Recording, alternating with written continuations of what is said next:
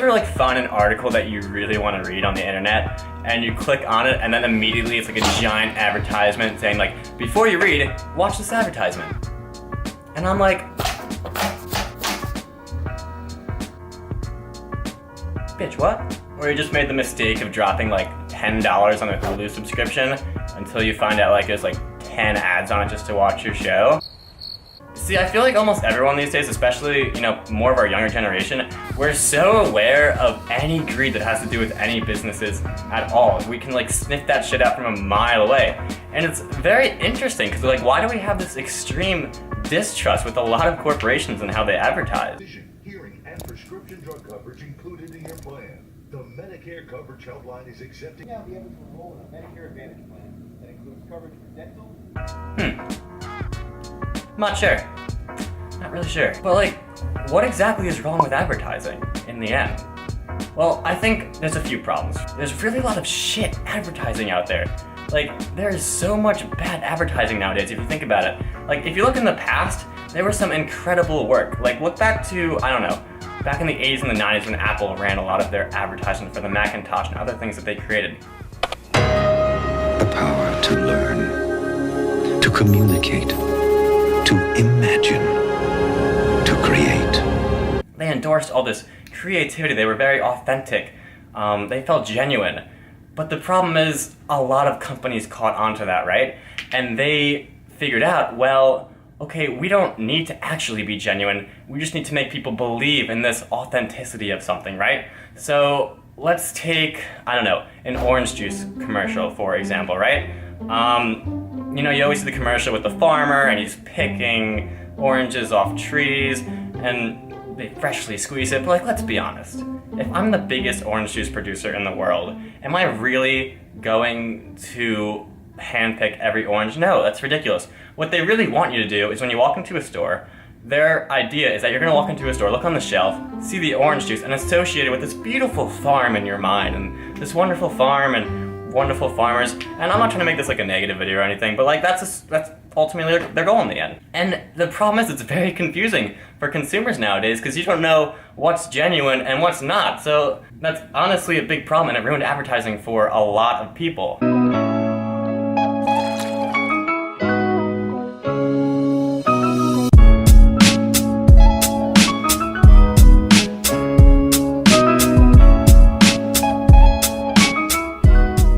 I think what Snapchat does with their advertising is it's very inclusive. It's not something that obstructs your view or anything. It's used for your own gain, which is an incredible way to advertise. So I think almost everyone right now understands like basically how Snapchat advertising works right now. So you have the geo filters for one, which is basically a filter over the entire screen and can advertise something locally or globally. And then you have the other types of filters which modify your face, which is three-dimensional. Snapchat scans your face, and then Snapchat makes a lot of filters that change your face. And they also sell these spots to advertisers where they can make their own, and then the users can use them themselves. What happens now, instead of companies sending out advertisements to people, it's people sending out advertisements to people. Like when I Snapchat my best friend a picture of me wearing a taco hat or about a new movie coming out, I'm sending them an advertisement instead of the company doing it, which is an incredible way to do things. Because if I turn on a TV commercial or if I see a banner ad on a web page, that's not offering anything to me. It obstructs my view. If anything, it makes me distressed. When I watch TV, I shouldn't go into a show and then immediately when a commercial comes on, I have a negative feeling. You want to go into an advertisement with a positive feeling. So when I go on Snapchat and I see a new filter, I'm happy. I like it. I love new filters. Who doesn't like a new filter to send to their best friend? And also, think about Snapchat's like target audience. Well, honestly, like obviously they're kind of, everyone is their audience right now. But let's say I go to Vanderbilt University, all right? So let's go to Vanderbilt.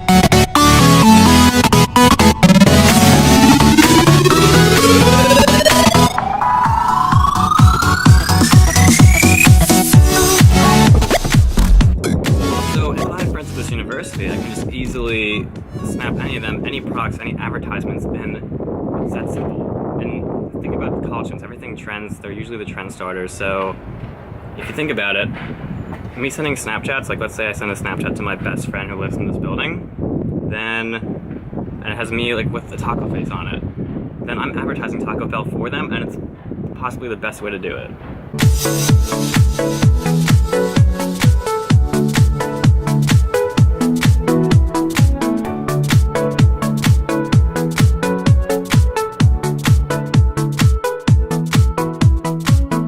Okay, so I don't actually go to Vanderbilt. I kind of just flew down here so I could send that Snapchat. So, what happened to my plane? My plane was just there. Alright, so I guess I'm staying here. Cool.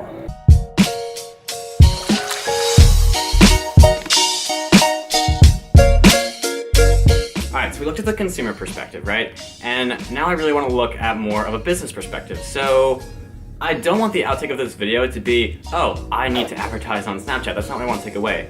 I want you to take away that if you own a business or you're an entrepreneur or whatever, and you're not known yet, you have to think outside of the box. Because there's companies like Google, Yahoo, Facebook, and orange juice companies that everyone already knows. So what they do is they just want to reinforce their name, and they can do that in a variety of ways. They can just put their stuff on billboards. I know Apple, I just passed a iPhone billboard, because they can do that. They're already known. It's just reinforcing their name in your mind. But if you're not known, you have to think outside the box, and you really have to offer something back to the consumer.